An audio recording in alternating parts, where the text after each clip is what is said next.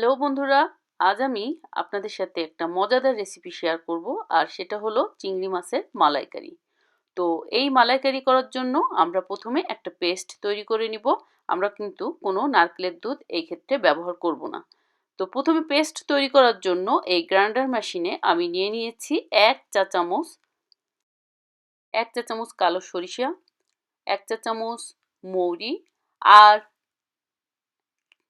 কয়েকটা cashew nut, আর 1 চা চামচ পোস্ত বা পপি সিড। এখন এগুলোকে আমি সুন্দরভাবে গ্রাইন্ডার মেশিনে আমি এখন গ্রাইন্ড করব।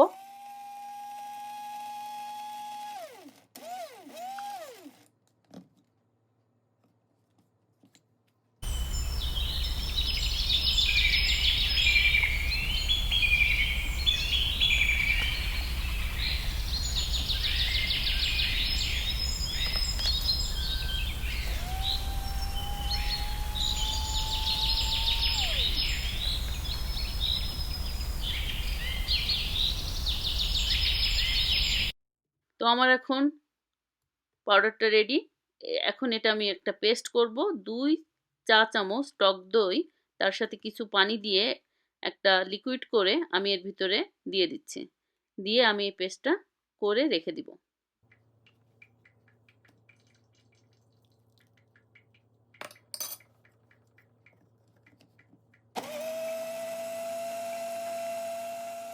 চিংড়ি মাছের মালাইকারির পেস্টটা আমার রেডি হয়ে গেল।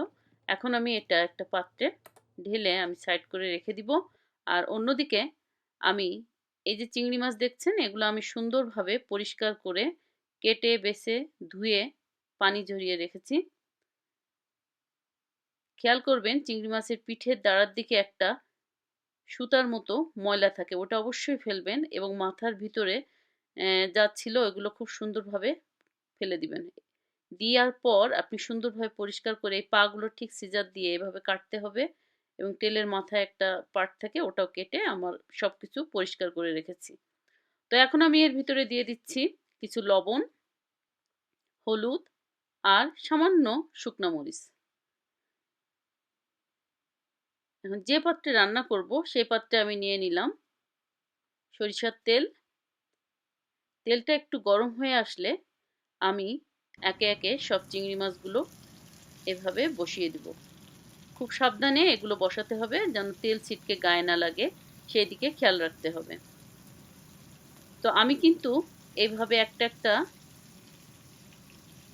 চিংড়ি মাছ বসানোর পর শুধু এই পাশ আর মানে দুই পাশ আমি ভাজবো। ভাজার পর আমি চিংড়ি মাছগুলো উঠিয়ে নিব। বেশি ভাজতে যাওয়ার দরকার নাই, তাহলে চিংড়ি মাছ শক্ত হয়ে যাবে।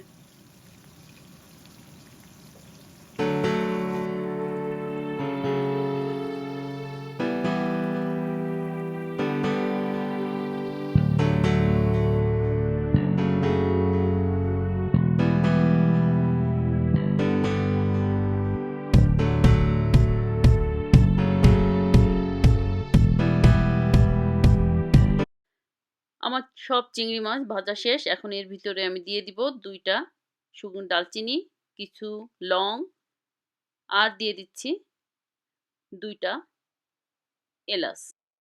একটু নাড়াচাড়া করে দিয়ে দিলাম 2 টেবিল চামচ পেঁয়াজ বাটা।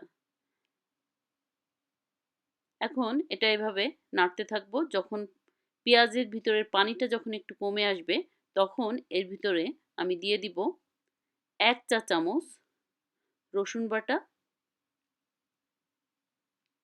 আর দিব 1 চা চামচ আদা বাটা। এখন এটা আবার আমি নাড়তে থাকবো।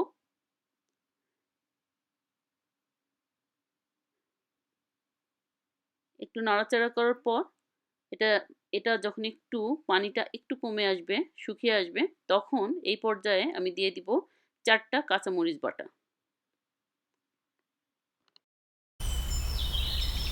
এভাবে একটু 5 মিনিট মতো নাড়াচাড়া করে এর ভিতরে দিয়ে দিতে হবে হাফ চা চামচ হলুদ গুঁড়া, হাফ চা চামচ মরিচ গুঁড়া।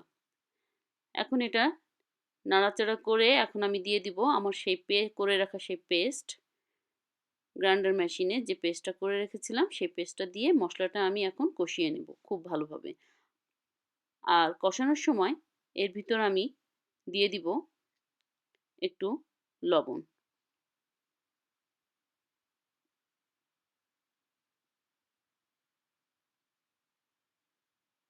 স্বাদ মতো লবণ দিয়ে দিলাম। এখন এটা আমি মিডিয়াম হিটের চেয়ে একটু লো রেখে এটা আমি একটু সুন্দরভাবে মশলাটা কষিয়ে নিব।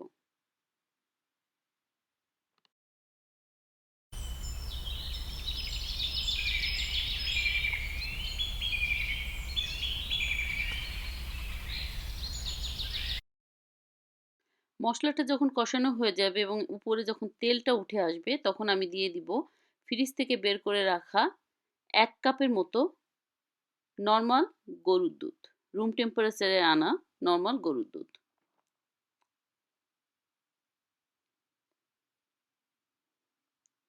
এখন এই গরুর দুধটা মশলার সাথে আমি আবার সুন্দরভাবে একটু জাল দিয়ে নিব।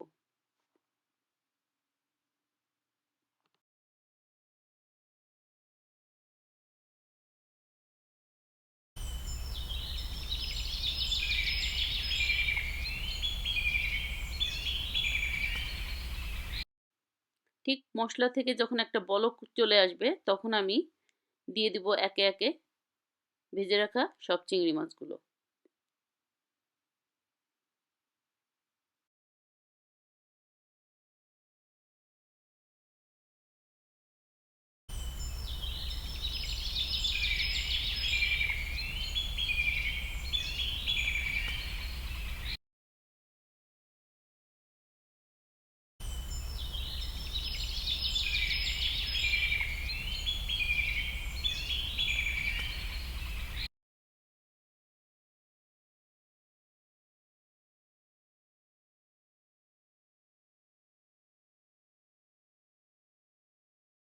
চিংড়ি মাছগুলো সব দেওয়ার পর একটু চামচ দিয়ে এভাবে একটু বসিয়ে দিতে হবে, নাড়াচাড়া করে একটু বসিয়ে দিলাম।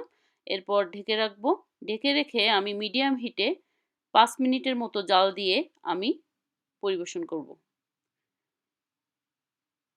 তো আজকে আমার এই রেসিপি কেমন লাগলো অবশ্যই কমেন্ট করে জানাবেন। আর যারা নতুন প্লিজ আমাকে সাবস্ক্রাইব করবেন। তো আজ এই পর্যন্তই, সবাই ভালো থাকবেন। আল্লাহ হাফেজ।